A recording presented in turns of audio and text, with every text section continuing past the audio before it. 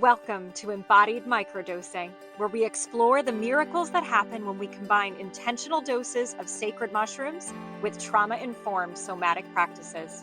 Hi, I'm Rai, and this ministry is on a mission to help you embody healing.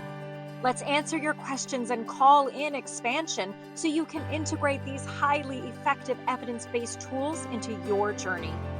Embodied microdosing is where science and spirituality meet to awaken the healer within. Let's take one conscious breath together.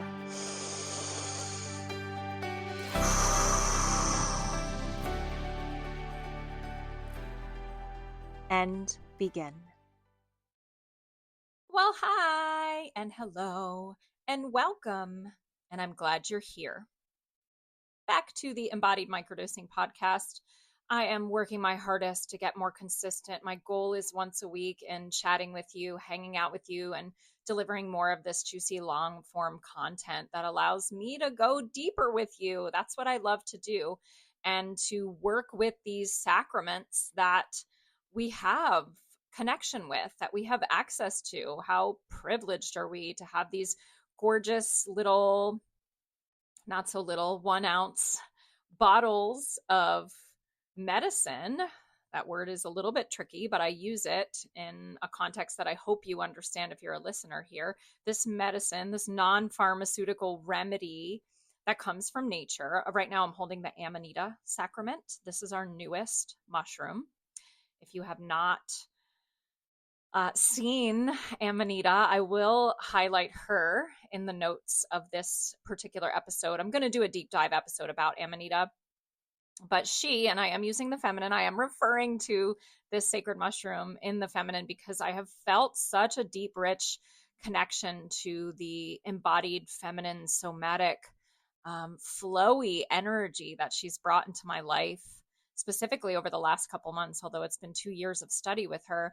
And I just want to invite you, whatever sacrament you are working with right now, lavender, holy basil, passion flower, the original sacrament, which is derived from psilocybin mushrooms, or maybe cannabis or CBD or iboga or blue lotus, or any of the many medicines that are available to us, especially in teeny tiny doses, as we often work with them here in the ministry, to just start asking and making your intention with your sacred remedies to be very specific to the thing you're ready to commit to.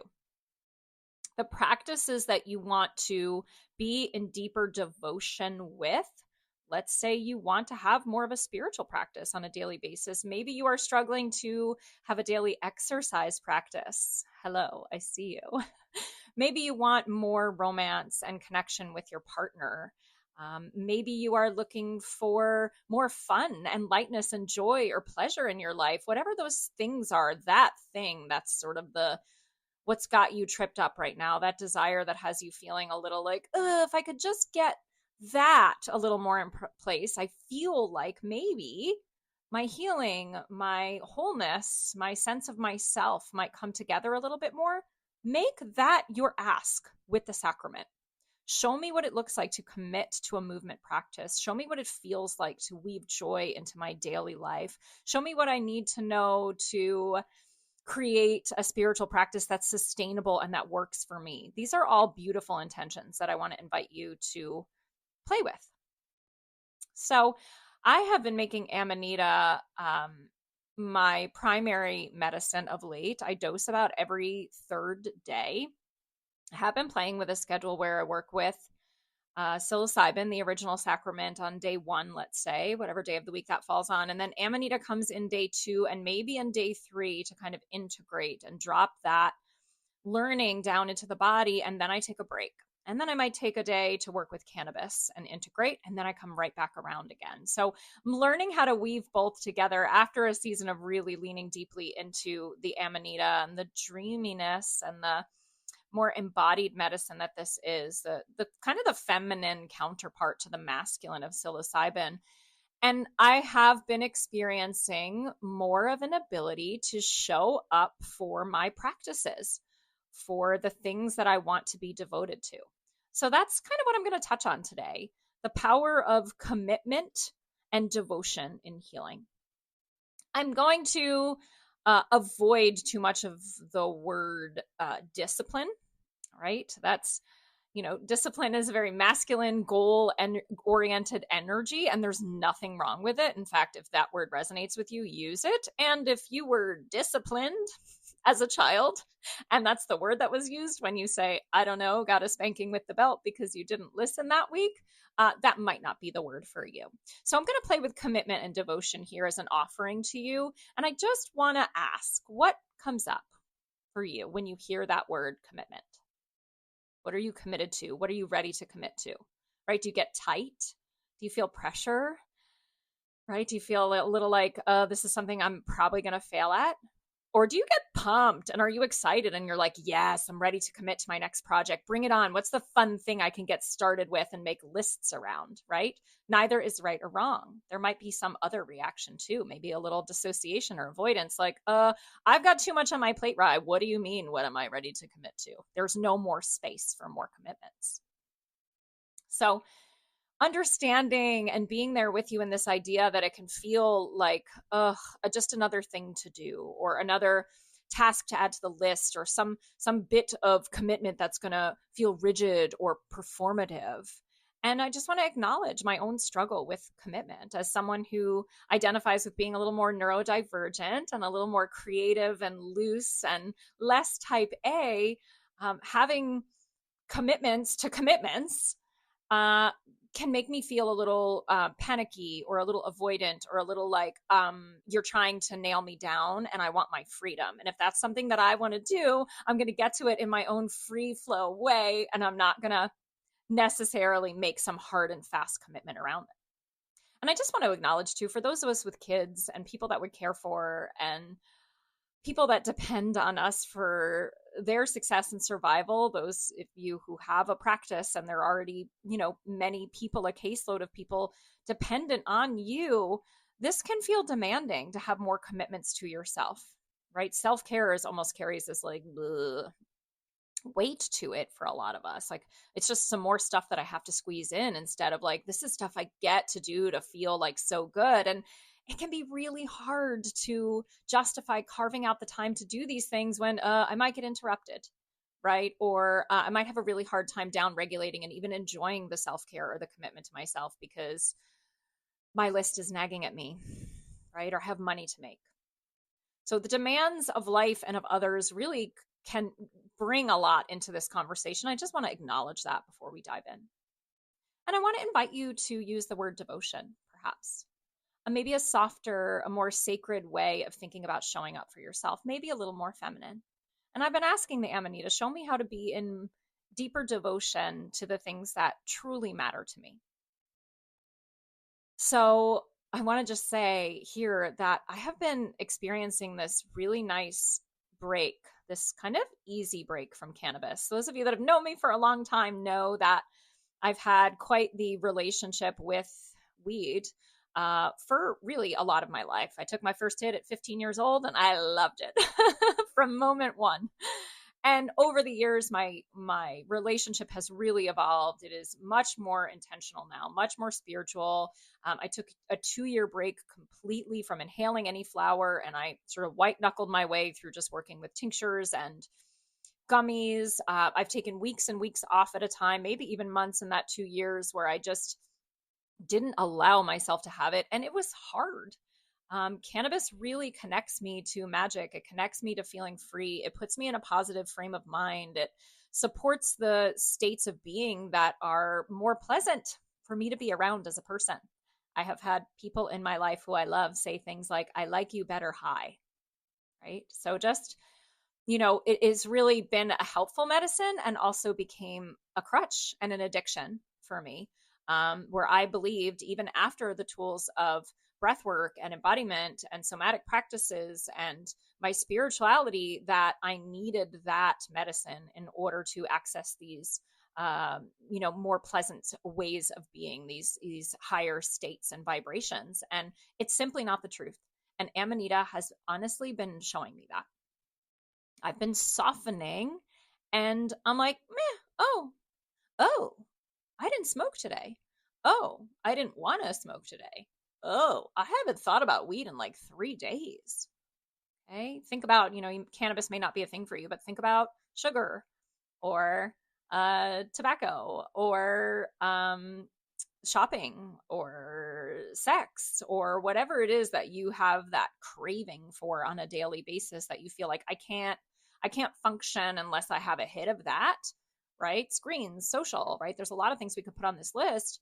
You know that having days where you're like softened around that and not preoccupied with that, there's a sense of real freedom that's happening for me.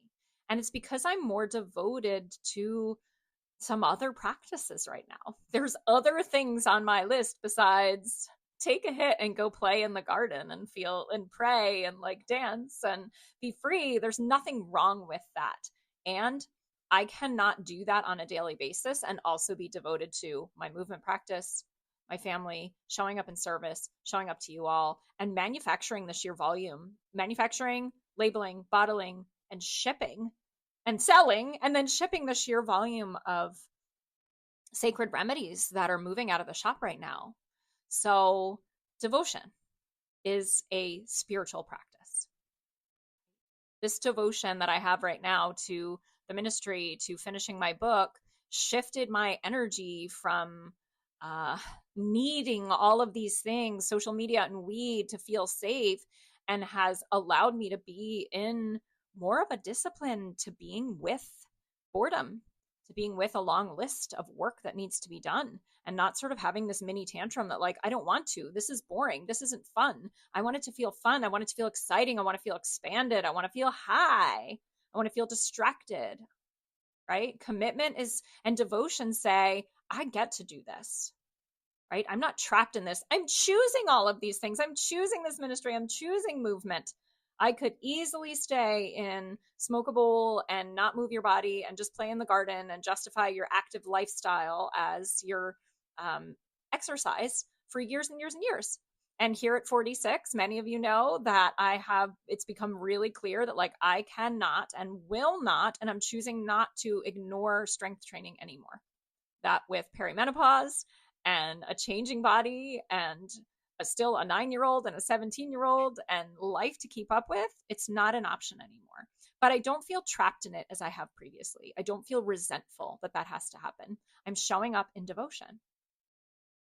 So, I have my breathwork practices, I have my prayer practices, I have my microdosing practices, I have all of these practices that I do, but I do them in kind of a messy way all throughout the day.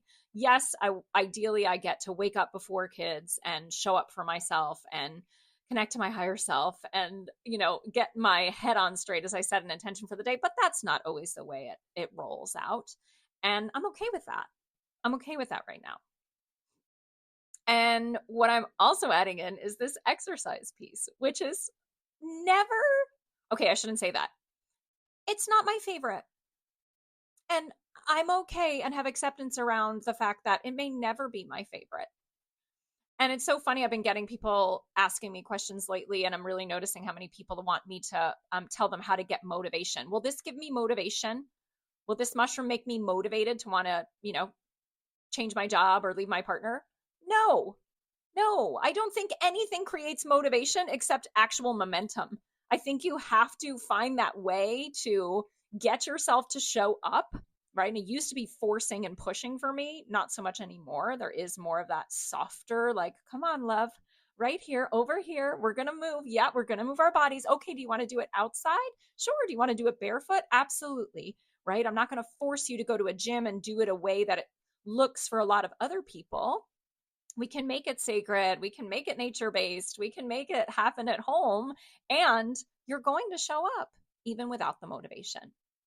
So there's this feminine way, and that's what I'm inviting you to show up with devotion to your commitments, to your practices. Every time you return to yourself, to your breath, to the sacrament, to God, to the prayer that is your intention, that's you in the practice of devotion. I want to really reinforce here that this is so healing to the nervous system.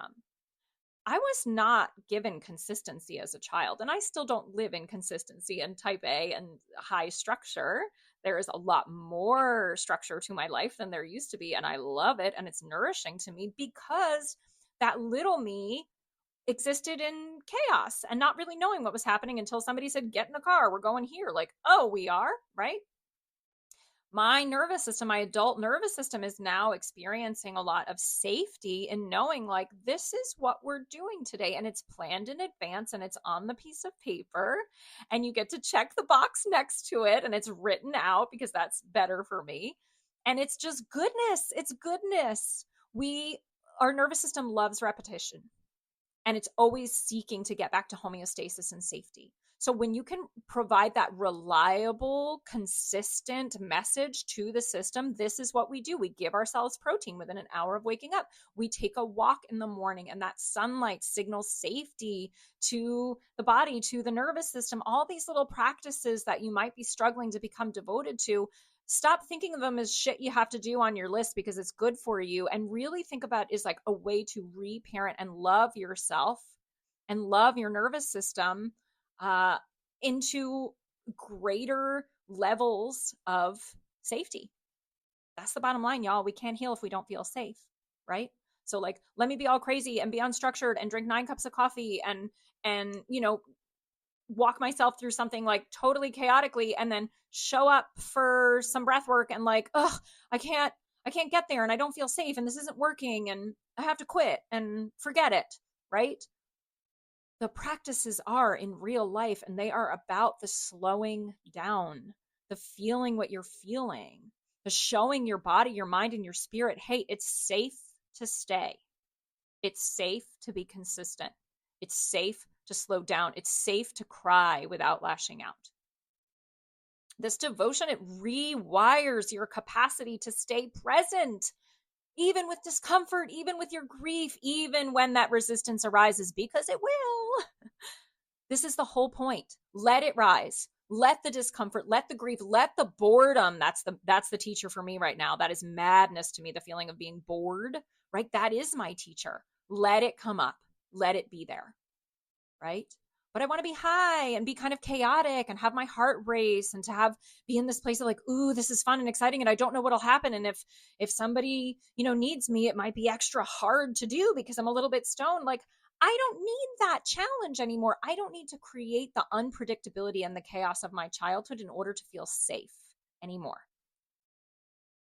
I can show myself, I can be devoted to those moments of pause and slowness and feeling the air on my skin as I am right now and hearing the sounds of the outside as they're echoing from the window right now.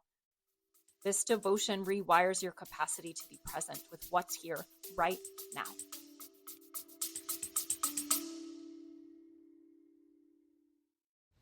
If you're feeling the call to microdose but unsure about where to start or to source, the Embodied Microdosing Sacrament Shop is a safe and sacred space for you to explore.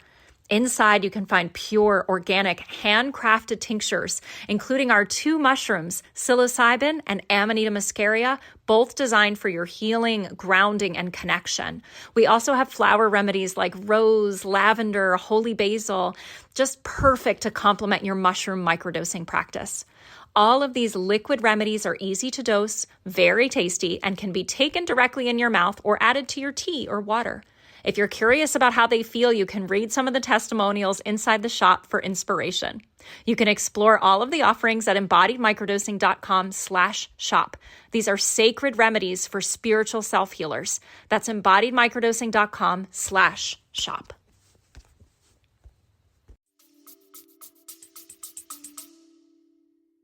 Whew, so powerful. So just remember our trauma responses, right? The fight, the flight, the freeze, the fawn, the flap, right? These are not just reactions to external danger, like, ooh, this person made me go into freeze, right? Or this thing I saw on social made me want to fight. They are also what show up internally when we come face to face with our own discomfort, with our own pain, with our own growth edges, with the things that we want to desperately avoid, like me with exercise, right? So we might be actually in these trauma patterns, repeating these patterns, like forcing yourself, being in fight and forcing yourself to do the healing work to prove your worth, right? I don't know how much healing is happening when you are in that fight response in your healing work. Maybe you're in the flight response in your work, avoiding the practices, staying busy, numbing out with distractions, right? Reading about healing on social media and feeling like, oh yeah, I do that. I'm healing, right? I'm healing by reading about healing, right? But you're not. Maybe you feel paralyzed and unable to make and take any action around anything at all. And you're in that freeze response, shaming yourself for it. Freeze can be such a shame spiral, right? It takes real gentleness and love and consistent messaging to the nervous system to defrost from freeze. We can get super frustrated and start putting pressure on ourselves, and freeze does not like pressure. And then, of course, the fawn response, right? Overgiving to other people's healing, thinking that you're healing when you're helping other people heal, because there is that peripheral heal and there is that hit to the fawn response in you and the people pleaser in you. Like, if I'm helping other people heal and I'm getting kind of like a peripheral healing and I'm feeling good about myself, I am healing. I am guilty of this. But I'm neglecting my own healing as I'm helping you heal at times, not right now. So I just want to invite you to notice what's arising in you, what trauma response, what stress pattern is arising in you when you approach your healing, because we don't want to approach healing work with the same energy that we are in that's gotten us here. Okay. So you can make this your microdosing intention. Show me how I'm showing up in the face of struggle. Show me how to shift out of this trauma response when I try and heal. Show me how to stop avoiding the work and show up for breath work. Show me how to stop making excuses and create the loving, devoted accountability that I need to show up for my healing. I want to just say devotion is the antidote to this tension that might be happening between, like, I'm doing too much, right? And I have to do all the things, and there's so many things and so many things that I need to heal, and I just want to get through it all. And this, like, I can't handle it. It's too overwhelming. I'm not doing any of it. Give me some, like, bread and social, right? Like, the opposite response that can happen. And this way that we can often vacillate between those two, that hypervigilant state of like, do it all and fix it all. And then that state of like, fuck it, right? Fix it or fuck it. Yes, I knew that pendulation really well for a long time. And I want you to know that there's so much in between those two places. So much. And maybe these sacred medicines and your breath and your body are just the simple, affordable, accessible path to discovering that for yourself. I'm inviting you into some of this balance here. If you've been working with the original sacrament, that masculine mind medicine, right? That medicine that shows us, oh, I see what I'm doing here, right? And has given you so much clarity mentally. Maybe you want to invite some of the feminine flow of Amanita into your experience. You don't need to force healing. Trust me, from somebody who forced healing for so long and can still go there, you just need to show up for it consistently, gently, regularly, reverently. This is why I love the microdose, because it allows us to consistently and gently, in little drop by dropper, dropper by dropper, say, hey, I got this. I got you. I'm moving through with this support here. And if and when it gets a little messy, because it's going to get a little messy, I have the support of the sacrament and my breath, my hand on my heart, my connection to God and my higher self to be able to say, show me the way. What would my highest self do? Oh, yeah. So I'm showing up in little ways, not beating myself up for not getting my exercise in yesterday. I did have a commitment to 5 days in a row. I got 4 of them. So patting myself on the back. I'm going to show up again today. And in these little ways, I am telling my nervous system, you are safe to move your body. You're safe to heal, right? Workouts, breath work, writing, cooking for my family. That's another one that I'm really doing a lot of healing around. Many of you know I was in nutrition for a long time and obsessed with health and from scratch cooking in a lot of ways, but I made it easy and accessible, and I lived in that place. And then when I gave up that business and that practice, and a lot of you transitioned with me, but I also started to hate the kitchen. And my own food sensitivities and allergies made me just want to like, let me do the absolute bare minimum, tell you all that you're just got to figure it out on your own, throw a bunch of dishes in the sink and let my husband deal with it. I had this like real negative relationship with the kitchen and with my family around food, but I still wanted them to eat healthy, right? Well, y'all have to eat healthy, but I'm not going to help you with it. I'm just going to be mad at you if you don't do it. Come on, right? The sacrament and this work has called me back again and again to show up in gentle, loving service back into my kitchen, back to cooking, back to teaching my 9-year-old how to be more empowered around his experience in the kitchen, which thank God for him, he's been my little miracle. He loves the kitchen. And, I don't love it, just like I don't love exercise, but I don't have to love it to show up in devotion to it. This is what makes it a spiritual practice. You don't have to love doing breath work to show up for it. You don't have to love meditation. You don't have to love prayer. It doesn't mean you don't love God, right? It just means it's asking for your devotion to show up. Spiritual work is work. It's not we want to feel like it should be easy because it's spiritual, and we're supposed to want to be spiritual, and it isn't always. Find the things that resonate with you. If you love pulling oracle cards and that speaks to you, then make that your whole spiritual practice for a minute, right? If you love taking your microdose and just setting intention, that is enough. If you love journaling, right at the top of the page, dear God, and journal to God. Make journaling your prayer, right? Anything can be a prayer if you approach it with this level of devotion. I'd rather be gardening with cannabis in my system, barefoot, and playing with plants. But I cannot do that all day long. And also, be the person that I know I am. Like your spirituality is what shows up in your harder moments.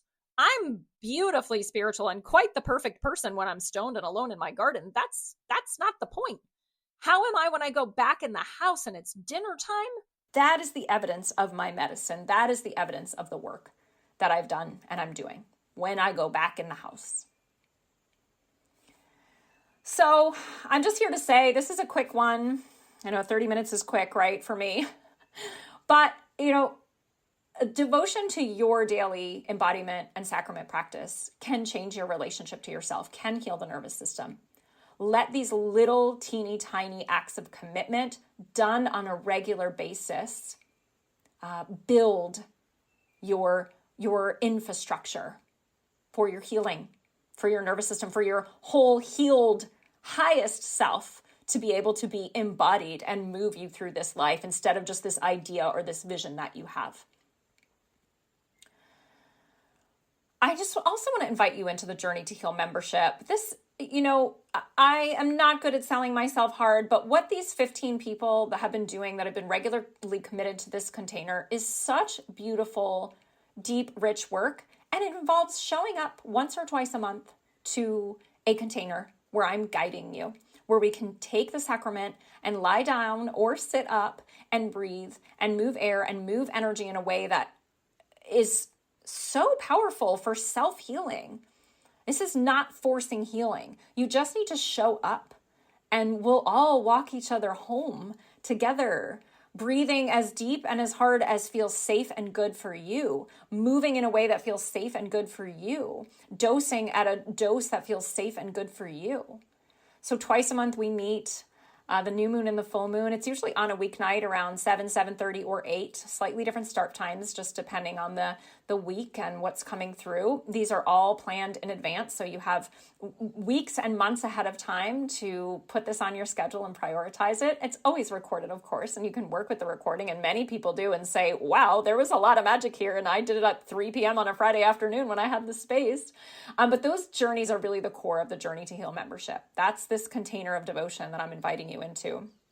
There's also free access to our twice yearly embodied microdosing challenge inside the membership, 28 days where you dose and breathe with consistency. I give you all of the tools to do that. You bring your own sacrament, order it from the sacrament shop. I give you access to it. And there's just a library of masterclasses, workshops, breathwork sessions, meditations, and now some hypnosis work that I'm getting into that you can work with when you are in the membership. Are you feeling lost? Are you feeling like, okay, I'm done scrolling and I know I need to do something?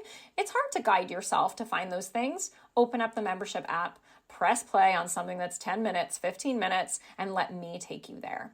Right now, I am offering $29 off your first month, so you can join for just $20 on your first month when you use the coupon code AWAKEN at checkout. I'll put the link to all of that in the show notes here. I just want to say a little prayer here. May you remember that your presence is enough. That showing up for yourself and your healing, even in microdoses, is the most sacred act of devotion that there is right now. I love you. I'm praying for you. I believe in you. And I want to invite you to just reflect on what you heard in this episode. What are you more devoted to now after hearing this? What are you more excited to be devoted to?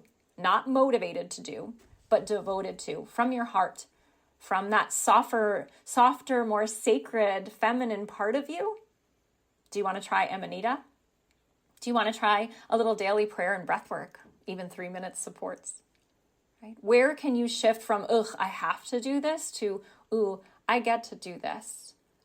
And be in that act of devotion to show up for yourself, for your relationship with God, for your work with the sacrament, and for the people in your life who you love. This is for them too. Thank you for reflecting. Thank you for playing with me. I love having you in this space. Keep listening, downloading, sharing episodes. And if you have the capacity, please go rate and review. Hit 4 or 5 stars for me. Leave a little review. Many of you have been downloading the podcast, so I know you're liking it. And let me know what you are enjoying about this episode. It helps me just be bumped up with the powers that be, and to get this message out to more people, because lots of people need it. Okay, keep dosing, keep breathing. I'm thankful for you. Mwah! Go be devoted to something. Go be devoted to you.